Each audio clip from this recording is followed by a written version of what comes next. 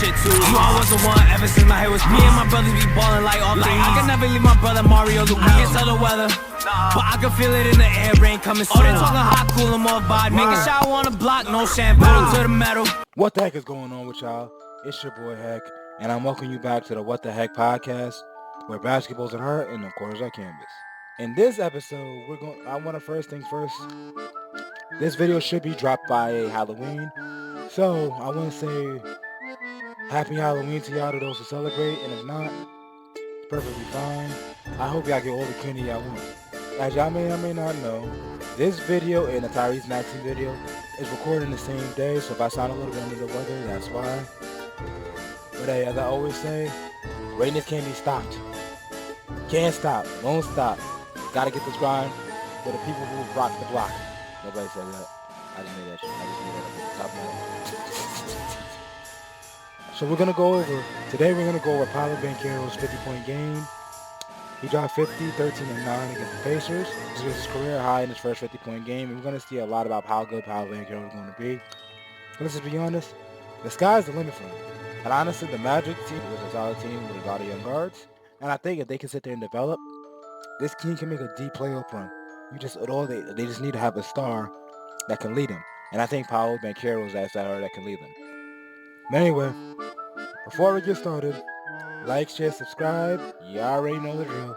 Let's get it, man. MR Hedges makes him go around it. This gives him a little bit of edge team. Pascal Siakam is backing up.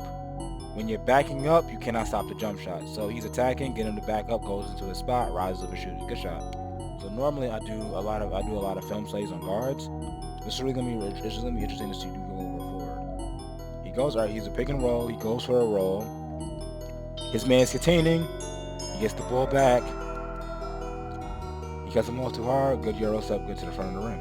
He comes off the screen, tween, hang cross, hang step back. This is working him. Okay, so a lot of his games coming from the mid-range. In this 50-point game, he had 9 assists. Why is that important for me to break down? If you are passing the ball, it makes your scoring a whole lot easier. If they know that they send help, to your man, you know they're gonna hit the open guy. And this play, same with this play. He attacks, he draws Nemhart, he overcommits, his Jalen sucks for the top for the 3. And semi-transition. Now what's interesting is I like how he goes to middle, then he goes back this way. So he attacks middle, he goes into traffic, right? Forces Siakam to cut him off middle, and he sets back over to the left where he has space. That's a great bump hero. Good light.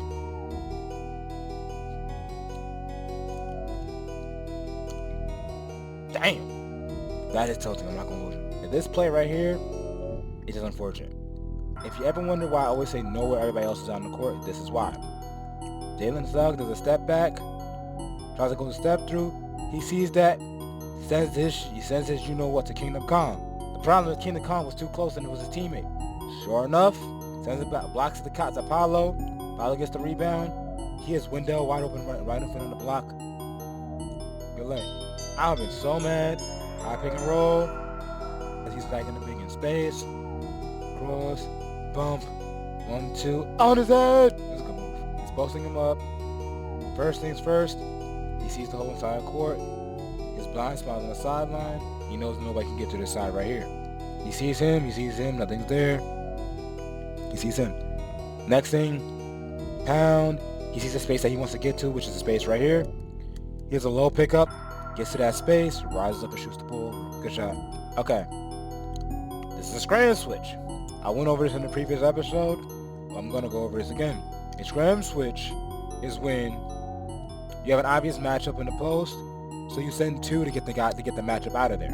They do a good job of getting Obi Toppin on to Paolo, which is a much better matchup. He runs to the corner. The problem is Obi Toppin can't guard him either. He's been hitting the mid-range all game, rise up and let him shoot. This game I can sit there and say he's seeing the court well. He got Miles Turner on him.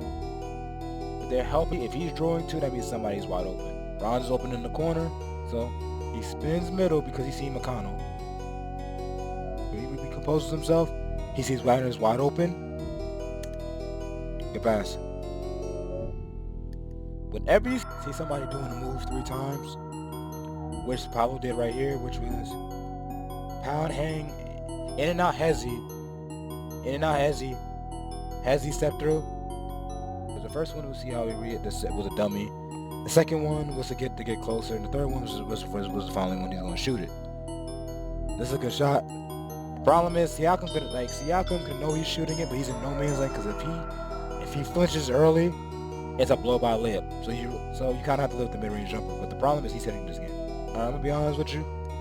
I don't know what the heck the Pacers is doing here. Paolo's bringing the ball out.